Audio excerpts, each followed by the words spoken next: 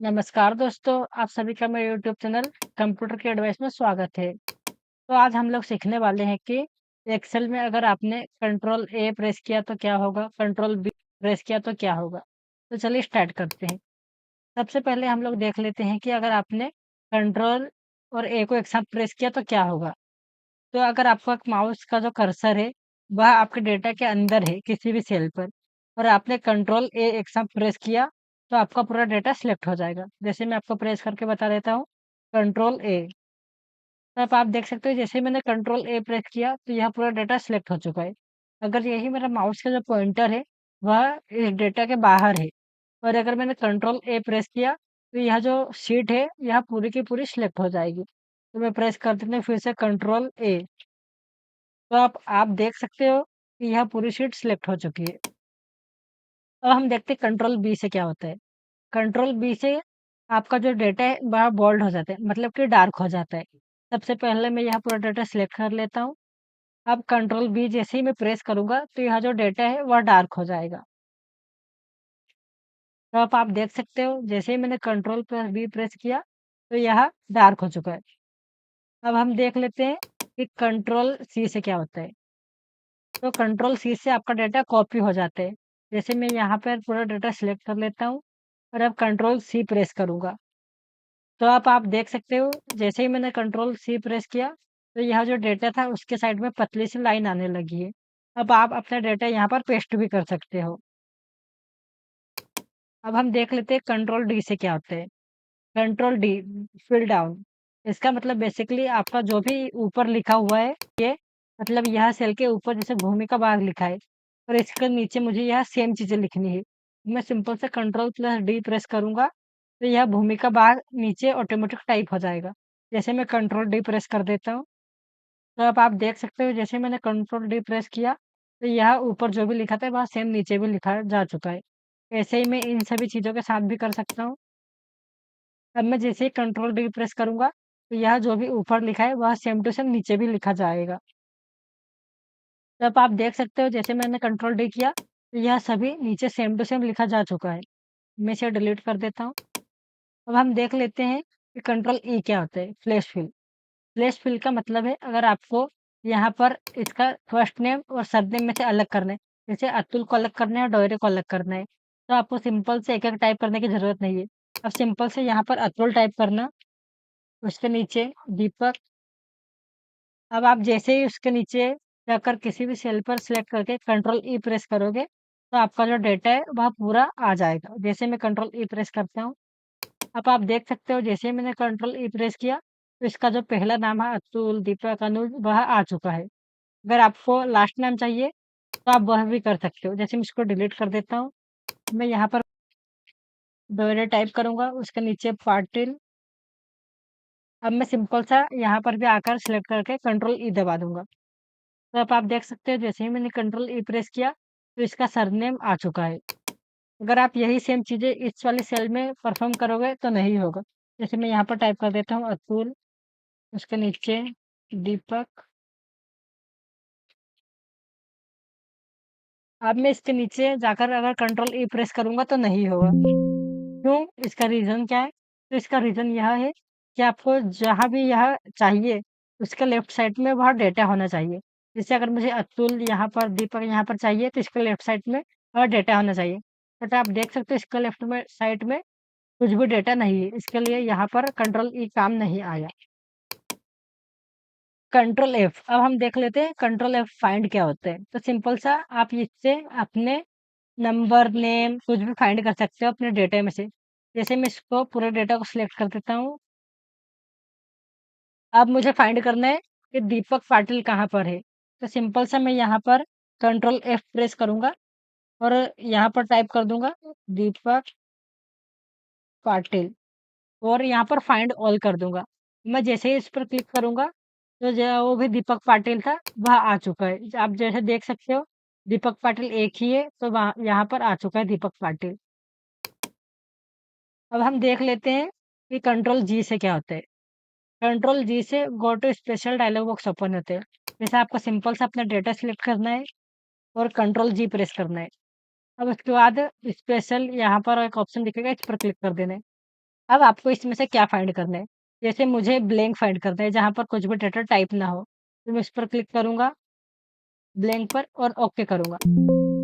तो आप देख सकते हो कि no cell were found, इसका मतलब है कि इसमें एक भी ब्लैंक सेल नहीं है। अगर मैं इसी डेटा को और ज़्यादा सिलेक्ट करके कंट्रोल जी करके स्पेशल में जाकर ब्लैंक पर क्लिक करके ओके करूँगा, तब आप देखना जैसे ही मैं ओके पर क्लिक करूँगा, यह वाली सेल सिलेक्ट हो जाएगी। अब आप देख सकते हो जैसे ही मैंने ओके पर क्लिक किया तो यह खाली सेल सिलेक्ट हो चुकी है। अब हम देख लेते हैं कंट्रोल एच क्या होता है, रिप्लेस। तो सिंपल सा आपको इसके लिए भी इतना पूरा डाटा सिलेक्ट करना है। अब कंट्रोल एच प्रेस करना है। अब आप देख सकते हो जैसे ही मैंने कंट्रोल एच प्रेस किया तो यह डायलॉग बॉक्स ओपन हो गया, फाइंड एंड रिप्लेस। फाइंड वाला हमने जो देखा था कंट्रोल एफ से, और रिप्लेस वाला जो अभी हम लोग देखे कंट्रोल एच से। सिंपल सा आपको क्या फाइंड करना है और उसको किससे रिप्लेस करना है। जैसे मुझे यहाँ पर अनुज यादव फाइंड करना है,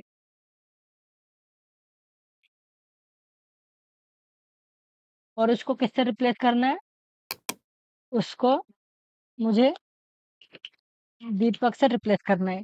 अब मैं जैसे ही फाइंड नेक्स्ट पर क्लिक करूँगा, तो वह मिल जाएगा अनुज यादव, और रिप्लेस पर क्लिक करूँगा, तो वह दीपक से रिप्लेस हो जाएगा और इसे क्लोज़ कर दूँगा। तो अब आप देख सकते हो कि कंट्रोल एफ से फाइंड होता है और कंट्रोल एच से रिप्लेस होता है। अब हम देख लेते हैं कंट्रोल आई से क्या आता है। सिंपल सा देखने के लिए आपको फिर से अपना डेटा सिलेक्ट करना है, कंट्रोल ए से। अब हम देखते हैं कंट्रोल आई से क्या होता है। तो जैसे ही मैं कंट्रोल आई प्रेस करूँगा, यह जो डेटा है वह इटैलिक हो जाएगा, मतलब टेढ़े फॉर्म में लिखा जा चुका है यह। तो आप देख सकते हो जैसे मैंने कंट्रोल आई प्रेस किया, तो यह डेटा जो था वह टेढ़ा हो चुका है। कंट्रोल जे जस्टिफाई से देखने के लिए यह डेटा ठीक नहीं है। हम उसे दूसरे डेटा में देखेंगे। अब हम देख लेते हैं कंट्रोल के हाइपरलिंक, इससे क्या होता है। तो आप जैसे ही कंट्रोल के प्रेस करोगे, तो आपको यहाँ एक इंसर्ट हाइपरलिंक नाम का टैब ओपन हो जाएगा, जिससे आप किसी भी चीज़ का लिंक यहाँ पर इंसर्ट करके ओके कर सकते हो। अब हम देख लेते हैं कंट्रोल एल से क्या होता है। तो सिंपल सा अपना डेटा सेलेक्ट कर लेता हूँ। अब जैसे ही मैं कंट्रोल एल प्रेस किया, तो यहाँ पर एक ऑप्शन आया, where is the data for your table. क्या आपको यह डाटा टेबल के फॉर्म में बनाना चाहते हो? ओके करोगे तो आपका यह डाटा टेबल फॉर्म में बन चुका है। अब कंट्रोल एम मूव सेल, यह भी हम इस डाटा में नहीं देख सकते, तो हम लोग कंट्रोल एन देख लेते हैं। अब जैसे ही मैं कंट्रोल एन प्रेस करूंगा, तो एक नई वर्कबुक ओपन हो जाएगी। आप देख सकते हो यहाँ पर 2 वर्कबुक ओपन हो चुकी है। अब हम देख लेते हैं कंट्रोल ओ से क्या होता है, ओपन। तो ओपन से यह फाइल वाला जो मेन्यू है यह ओपन होता है। तो जैसे ही मैं कंट्रोल ओ प्रेस करूंगा, यह फिर से ओपन हो जाएगा। तो अब आप देख सकते हो जैसे मैंने कंट्रोल ओ प्रेस किया तो यह ओपन वाला ओपन हो चुका है। अब हम देख लेते हैं कंट्रोल पी से क्या होता है। तो कंट्रोल पी से आप यह पेज प्रिंट कर सकते हो। जैसे ही मैं कंट्रोल पी प्रेस करूंगा, तो यह प्रिंट वाला ऑप्शन खुल चुका है। अब यहाँ से मैं इसे प्रिंट कर सकता हूँ अपने प्रिंटर से। अब कंट्रोल क्यू क्या होता है, क्विक एनालिसिस। यह भी इस डेटा के लिए सूटेबल नहीं है। तो हम लोग देख लेते हैं कंट्रोल आर क्या होता है। तो सिंपल सा पहले मैं इस डेटा को यहाँ से कट करके नीचे पेस्ट कर देता हूँ, जिससे आपको आसानी हो। अब हम देख लेते हैं कंट्रोल आर से क्या होता है। तो सिंपल सा कंट्रोल आर से हम लोग फील्ड राइट कर सकते हैं। जैसे अगर मुझे यतुल डोरे यहाँ पर भी सेम चाहिए, दीपक पाटिल भी यहाँ पर चाहिए, तो मैं सिंपल सा यहाँ पर जाकर कंट्रोल आर दबाऊंगा, तो अतुल डोरे यहाँ पर आ चुका है। उसके नीचे कंट्रोल आर फिर से करूंगा तो दीपक पाटिल आ चुका है। अगर मुझे यह सभी यहाँ पर चाहिए, तो इसे सिलेक्ट करूंगा सभी को और कंट्रोल आर करूंगा। जैसे ही मैं कंट्रोल आर करूंगा तो यहाँ पर पूरा डेटा आ चुका है, वो होगा सेम टू सेम। इसे डिलीट कर देता हूँ। अब हम लोग देख लेते हैं कंट्रोल एस से क्या होता है, सेव।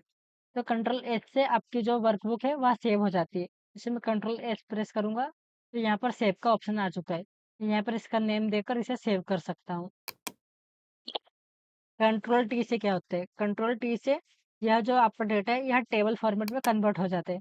जैसे ही मैं कंट्रोल टी प्रेस करूंगा, तो यह डेटा ओके करने के बाद यहाँ पर टेबल फॉर्मेट में हो जाएगा।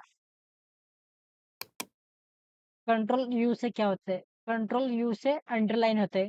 जैसे मैं अगर यहाँ डाटा सेलेक्ट करके कंट्रोल यू प्रेस करूंगा, तो आपका जो भी डेटा था उसके नीचे एक पतली सी लाइन आ चुकी है, अंडरलाइन हो चुका है। कंट्रोल वी से क्या होता है? कंट्रोल वी से आपने जो कंट्रोल सी से कॉपी किया है, वही कंट्रोल वी से पेस्ट होता है। जैसे मैं इसे कंट्रोल सी से कॉपी कर लेता हूँ, अब यहाँ पर जाकर कंट्रोल वी प्रेस करूँगा, तो वह पेस्ट हो जाएगा। कंट्रोल डब्ल्यू से क्या होता है? कंट्रोल डब्ल्यू से क्लोज वर्कबुक होता है, जो कि मैं अभी आपको थोड़ी देर बाद करके दिखाता हूँ। कंट्रोल एक्स से कट एंड पेस्ट होते हैं। जैसे मैं अगर इसे सिलेक्ट करके कंट्रोल एक्स करूँगा और यहाँ पर जाकर कंट्रोल वी करूँगा, तो यह डाटा यहाँ से हट के यहाँ पर आ जाएगा। कंट्रोल वाई से क्या होता है? कंट्रोल वाई से रीडू होता है। मतलब कि अगर आपको यह जो डेटा जो मैं कंट्रोल जेड से बैक कर सकता हूँ, इसे मैं कंट्रोल वाई से आगे कर सकते हैं। जैसे मैंने इसके आगे कौन सा टास्क परफॉर्म किया था, तो मैंने इसके आगे यहाँ से कट करके यहाँ पर पेस्ट किया था। अगर मुझे यह फिर से वापस से चाहिए, तो मैं इसे अंडू कर सकता हूँ, मतलब कि कंट्रोल जेड। अब हम लोग देख सकते हैं कंट्रोल जेड से क्या होता है। कंट्रोल जेड से हमने जो भी यहाँ पर, जैसे मैं यहाँ पर टाइप कर देता हूँ दीपक, एंटर कर देता हूँ। अगर मुझे यह नहीं चाहिए तो कंट्रोल जेड प्रेस करूँगा। तो जैसे ही मैं कंट्रोल जेड प्रेस करूँगा, मैं एक स्टेप पीछे आ जाऊँगा, और जैसे ही मैं कंट्रोल वाई प्रेस करूँगा, एक स्टेप आगे चला जाऊँगा। तो अब देख लेते हैं कंट्रोल डब्ल्यू से क्या होता है, क्लोज वर्कबुक। तो जैसे ही मैं कंट्रोल डब्ल्यू प्रेस करूँगा, तो ये मेरी जो वर्कबुक है वह क्लोज हो जाएगी। अगर आपको यहाँ पर सेव करके क्लोज करना है, तो यहाँ पर सेव का ऑप्शन है। अगर सेव करके क्लोज नहीं करना है, तो यहाँ पर डोंट सेव का ऑप्शन भी है।